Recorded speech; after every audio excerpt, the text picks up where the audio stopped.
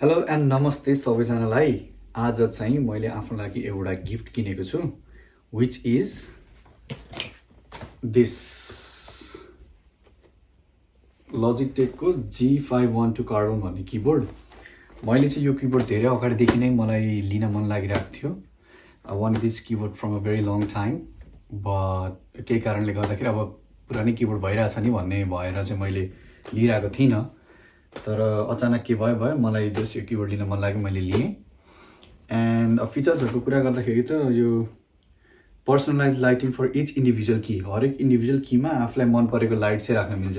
यस्तो होइन कि फिक्स लाइट आरजिबी किबोर्ड भन्दैमा, आरजिबी कलर किबोर्ड भन्दैमा अब फिक्स लाइटै हुन्छ भन्ने चाहिँ हुँदैन। यसमा आफैले चाहिँ त्यो हरेक कीमा चाहिँ इन्डिभिजुअल कीमै आफूले कलर डिसाइड गर्न मिल्छ क्या। जस्तै एलाई म ग्रिन मात्र राख्छु, बीलाई म येल्लो राख्छु, बाँकी सबैलाई ब्लू राख्छु भन्न मिल्छ। कि त अब आफूले एउटा वेभ जस्तो क्रिएट गर्न मिल्छ। यसको एउटा सफ्टवेयर हुन्छ, के हो लजिटेक जी हब भन्ने सफ्टवेयर हुन्छ, त्यहाँबाट चाहिँ गर्न मिल्छ। अर्को भनेको प्लास्टिकले बने तापनि यसको सर्फेस चाहिँ एल्युमिनियम के छ, अब एयरक्राफ्ट ग्रेडेड 5052 एल्युमिनियम छ होइन, एल्युमिनियमको बनाएको छ। त्यही भएर एकदम रिजिड, एकदम दामी छ कि भन्नाले त्यस्तो वबली हुन्छ नि, अलिकति फ्लेक्जिबल त्यस्तो छैन, अलिकति वेटी पनि छ होइन।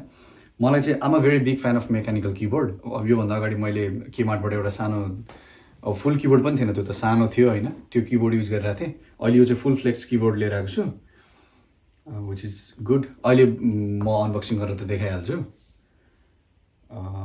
Feels nice, after very long time I bought myself something. हेरौँ है त अनबक्सिङ गरेर।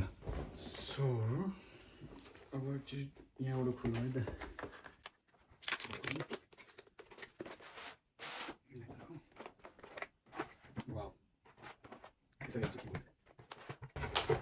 यस्तो छ ल, देखिन्छ कि देखिँदैन त्यहाँबाट? कस्तो स्पेसल प्याकेजिङ छ क्या, कस्तो बवाल प्याकेजिङ छ क्या, देखिन्छ देखिँदैन हेर्नु है त। यस्तो छ प्याकेजिङै। यहाँ माथि तार छ होला, ल तारै कत्रो मोटो क्या, ल आमा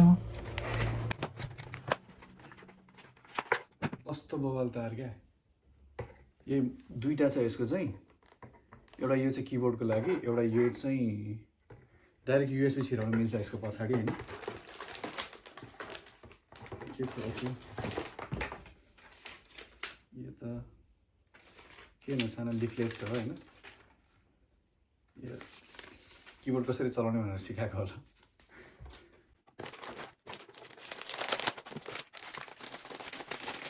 बप्पा कस्तो मिठो बास्ना, कस्तो दामी क्या, कस्तो दामी क्या। ल कस्तो रिजिड क्या, केही छैन क्या फ्लेक्सिबिलिटी, कीहरू पनि केही देखिँदैन। फेरि यो सब यो लाइट बलेपछि मात्र पछाडिबाट लाइट इमिडिएट हुने हो होइन। बाहिरबाट त्यो सेतो नर्मल किबोर्डहरूमा त सेतोले लेखेको हुन्छ नि, त्यस्तो केही पनि छैन। त्यो लाइट बलेपछि मात्र देख्ने भएर हो क्या। यस्तो छ ल, किबोर्ड हेर्दाखेरि केही पनि देखिँदैन। अब लाइट बलेपछि देखिन्छ। अहिले म देखाउँछु त्यो चाहिँ। अब यसलाई प्लगिङ गर्छु है त म।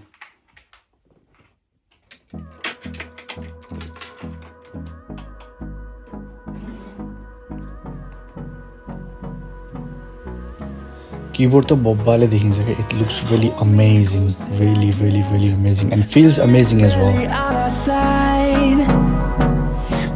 So yeah, that was everything. Thank you for watching the video and see you until next time. Bye bye.